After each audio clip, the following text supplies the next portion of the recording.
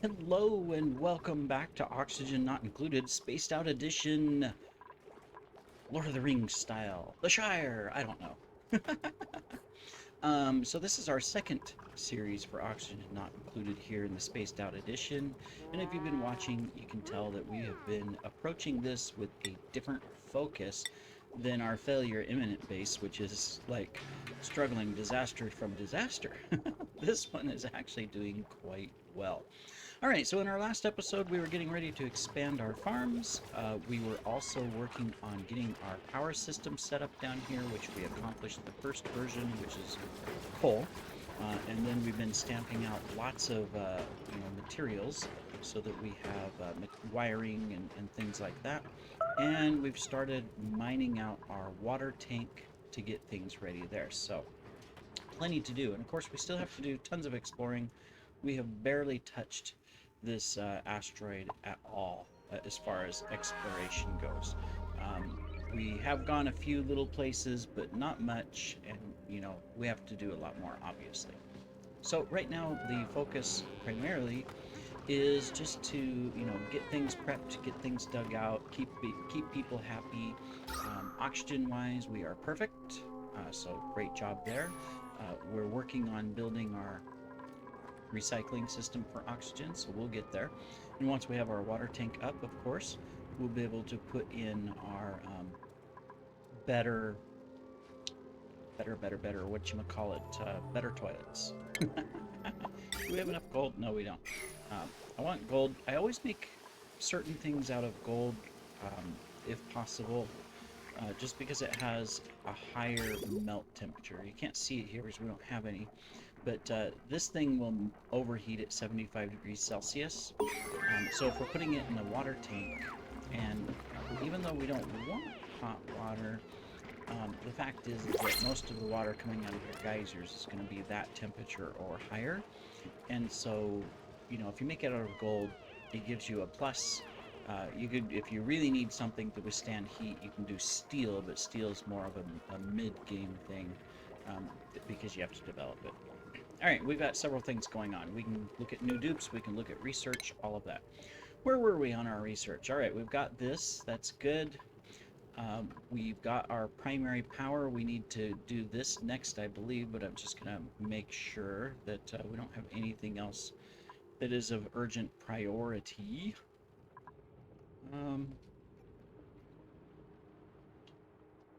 Yeah, we still need the ventilation. We need quite a few things. Let's go ahead and do...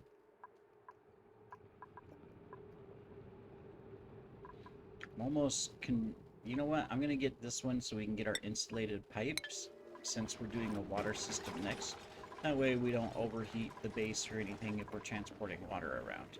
I think that's smart. And then we can come in here and we can check out our new options. Alright, so we have 7 dupes right now, so we're not desperate for more, but if we see something really good, we'll grab it. These are binge eaters. They're not destructive. That's good. We've learned in our failure imminent base that destructive people, yeah, they're destructive, as the name implies. And that is no fun. Let me see. We've got science and agriculture, but cannot do cooking, is not good at digging, and has a bottomless stomach. And then we've got science and agriculture here, just not as good, but much better and super productive if they're happy. Trying to decide, do I want someone or do I not want someone? Eeny, miny, mo. Well, I don't want Lyra. Unfortunately, the undigging I don't like. Well, I don't know. Maybe this isn't so bad. You know what?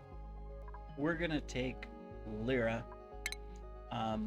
And then we need a name. We've already got Eowyn and we've got Goldberry. So we can do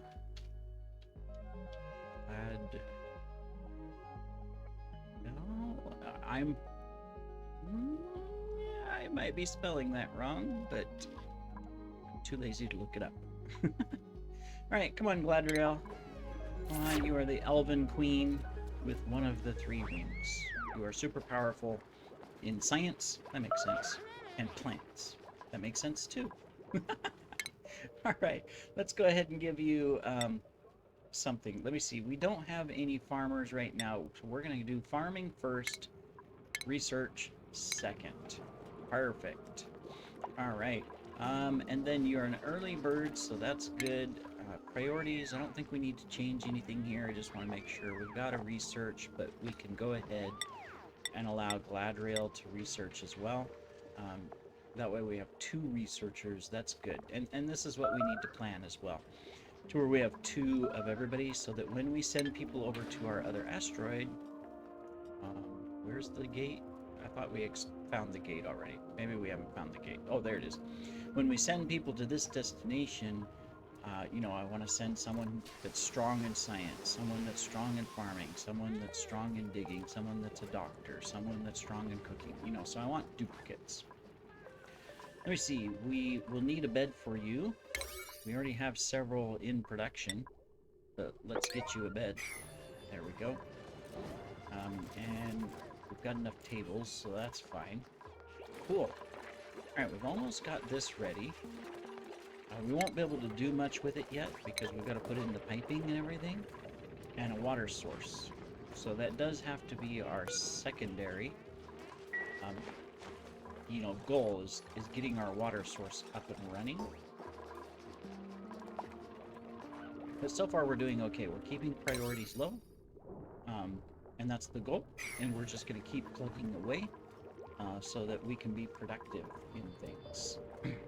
Here soon we'll be able to take this farm down because this one is doing well, but we'll just make sure that our food is doing good. I'm just going to bump these to the 7 so that they're always a priority to keep our oxygen going, since they are a primary. And that's our goal. Anything at a 7 is life support, urgent, and everything else, it can be 6 or below. And then hopefully, we will never need 8s and 9s and yellows and reds. Unlike in our other base, to where if we want something done, we've got to turn it into a red alert or a yellow alert because they won't do it. Silly little dupes. But the Shire here seems much happier. We're 22 cycles in and we're doing really good. We do have a solid plan for just a small, compact base. We've got room for more beds, room for more tables, and room for, you know, a medical facility, a good bathroom, and then a little bit of room down in here to do something as well. And we've got room for a little bit of recreation as well, so that their primary living area will be secure, small, easy to keep oxygen up to date. And that's the goal. Let's go ahead and just mark these out. Might as well.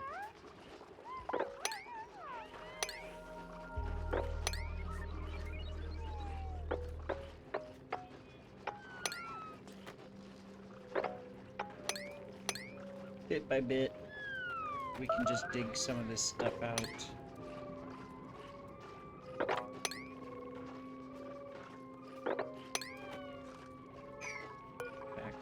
Cancel that, and we're going to put a vent there. Cool. We're leaving this one open because we're going to mine the water out for there, but we have to build this part first, which is why we put in the ladder. I'm thinking we might even, I don't know. The danger with this being right here is that if there's a mess made anywhere in the base, it's going to come right in and pollute their water supply, but I think we'll survive. We'll deal with it. Hey, we got a new skill. Frodo! Alright. So Frodo is primarily a machinist. So you didn't know Frodo was machinist, did you? Yeah, you know, he is. So let's give him tinkering. Change his hat. He will primarily be responsible for maintaining machines, it looks like, and supplying stuff, so go Frodo. Yeah, we've got our natural gas generator. We're going to make it out of gold once we have it. It's going to come right here. That's where it's going to fit. Speaking of gold, where can we get gold? Well, we're going to mine some out in here once we come in. We just got to get in there. We haven't done that yet. It's not a priority. We got plenty of coal right now, so it's not a big priority to do that. Let me see. We just need to finish that one little spot, but we can go ahead and dig all of that out. And we can dig that one out too. You're done. And we can dig all that out. Cool. And let's go ahead and just dig straight up there as well. Excellent. Progress is the name of the game. Alright, so we can do another research. So now we're going to go ahead and get our ventilation set up. So that when we have this hot gas, which is at 44, we're only transporting it a short distance. It's not a big deal, but later on we might have to go further. Oh, good. We got these set up, so this is going to be our garbage. So we don't have any slime yet, but we're going to do that. We're just going to put these on a 6. And that is so that anytime there's anything polluted, like, you know, where you see these little globs coming up, like this polluted dirt, they'll just grab it, put it down here. Now this will be buried underwater, so it won't actually pollute the atmosphere. It'll be waterlogged. And that's how you keep clean air, as you pick that kind of stuff up. But good, we're getting our tank built. We're working on all that. We can also plan out this. So we're going to do it out of our igneous for slow heating. So this is our first farm. We're just going to run right across here.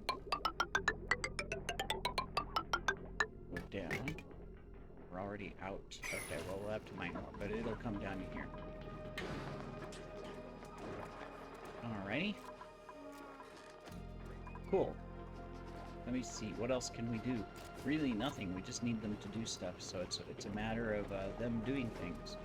I'm going to go ahead and reduce this to a 6. We've accumulated actually quite a bit of refined metals. I don't know if we can see. Yeah, we've got 2,000 kilograms here, almost 3,000 kilograms. He'll still work on it on a 6. But now they can start working on some of this other stuff to get like the tank ready, to get this finished up, to finish things up in the base, cleaning up and stuff. You know, we can start doing all of that. Guess we can dig this out straight across so they can build the roof as well.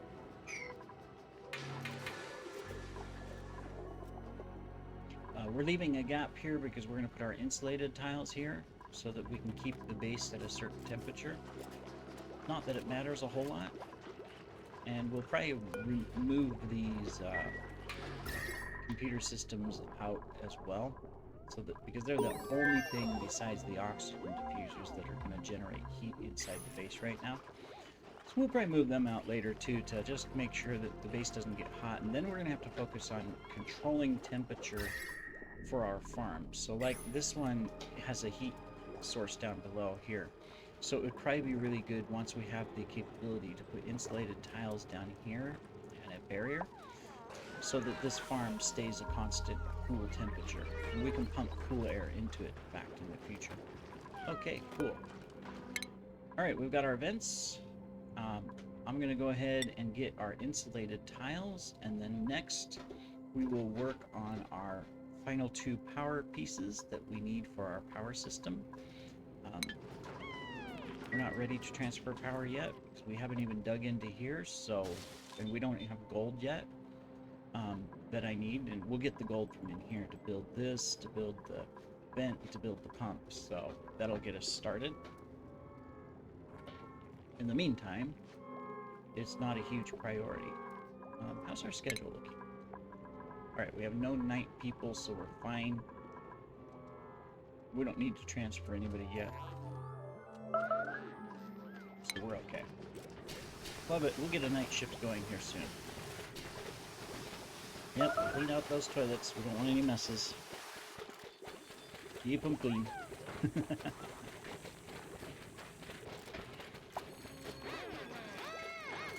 Excellent. We're still pounding away. We're cooking up our food. We don't have a huge selection of food, but we are about to harvest a huge crop. So that'll definitely help. Hopefully you don't hear the cat over here, like a thumping or something. The cat is tearing apart a cardboard box. That's her favorite hobby, is, you know, anytime we get a package, she gets the box. And then she plays hide and seek in it. She shreds it, you know, pretends to eat it, you name it. Jin is a very silly kitty.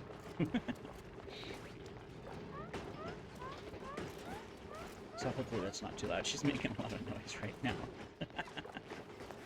Anyways, at least she's not up on the keyboard pushing buttons, right?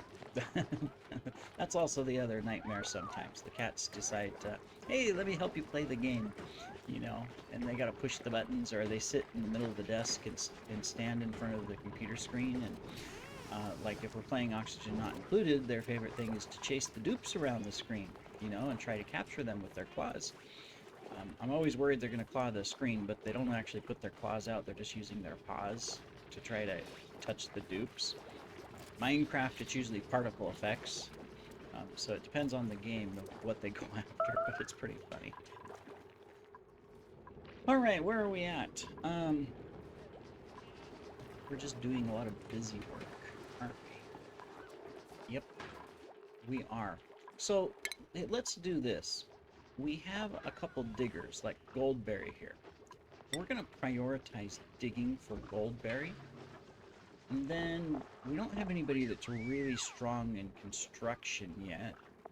I guess Bilbo the most, so we're going to prioritize Bilbo for construction. Now, doing this, you know, you want to be careful. You know, you want to use skills and priorities. I know we talked about this in a previous episode appropriately, because by default, they're always going to do like life support and supplying for life support and stuff like that. But if you can strategically utilize them, they will go after and get things done. So like now we have a construction person and a digger. So anything that needs construction, Bilbo's just going to go construct it as a priority. I don't know where he's at right now. Where is Bilbo? That's Frodo. Wearing a construction hat. Oh, there he is. See? He's constructing the walls, right? And then, of course, our digger. That's Ewan. Who is our digger? Not skills. Not that. Priorities. Our digger was Goldberry. Okay.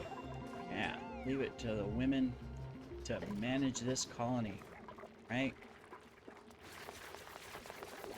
That's not a negative thing. Just so that nobody's confused. That's a positive. Alright, there she is. So she's going to come and prioritize digging all of this out. Well, she dug one thing, but she'll get there. Nope, dug some more out. Alright, keep going. Good job. That's kind of odd. Dig one thing out here, run over here, dig a couple things out, run back over here, dig a couple more things out, run back over here. Goldberry, you're not doing things very organized here. Come on. You know, concentrate. Where are you going now? Oh, you're just coming down here to chit-chat. Okay, cool. Makes sense. Alright, we've got our research done there, so let's just do this to get our power systems, and that's all we need to put the power system online. Everything else beyond that starts becoming extra. We'll get our poles, our fire poles next. We'll research those. In the meantime, though, we are going to be able to build this. Yeah, we don't need to worry about the overheat temperature, so we can just do sandstone. So what this is going to do is, this is our insulator for the base. So come down there. We're going to come across here. We're going to come through here. Whoops. The day-night cycle changed. Sometimes it does that. Whoops. It's really weird.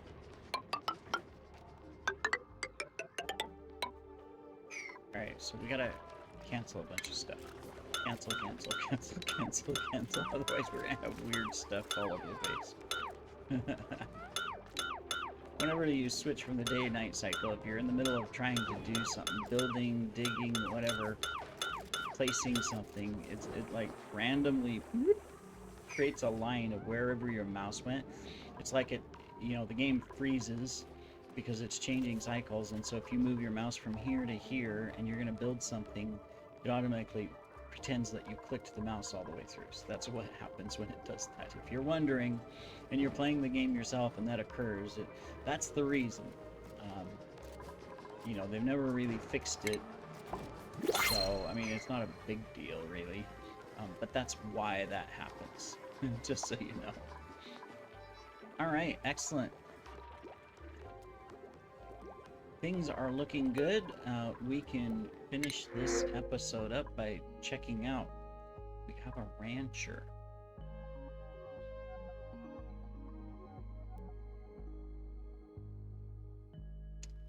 All right. We need another name. So let's do...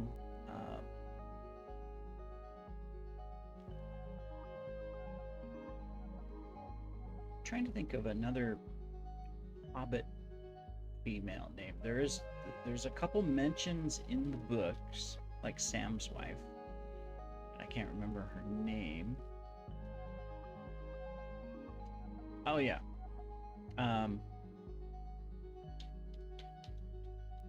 Labella Took. I think that's right, correct? That was Labella's the one that was constantly trying to steal Bilbo's prized silverware. Welcome to the colony. I think it's Labella. That sounds right.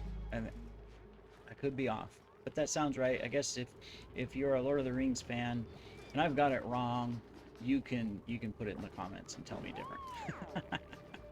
You know, I first read the books when I was like, I think 5th grade.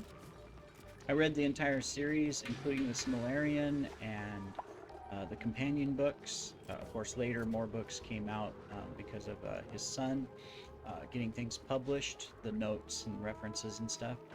Fell in love with it, have read it, you know, probably 100 million times. Of course, watched the movies when they came out. They did a decent job on the movies. Not perfect. There was a few deviations from the books, that, especially in The Hobbit, that was kind of sad. Of like, really, you did that? Why couldn't you just follow the story? It would have been better, type of thing.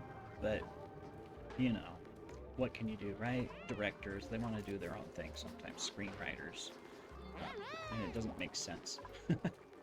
Anyways, we are good. Oh yeah, we need to give Labella her. We're gonna get her up into ranching, so we'll give her farming first,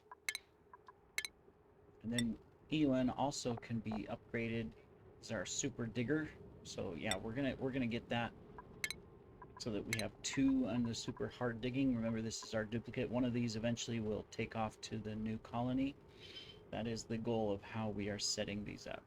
Excellent. Alright, well that completes this episode. We have gotten 2 new dupes. We've done quite a bit of research. We've also... we really haven't planned anything else out. We know what we're going to do with stuff. We just got to start getting it done. Look, they're already in here. Excellent. We can analyze that. This gas cannot go anywhere.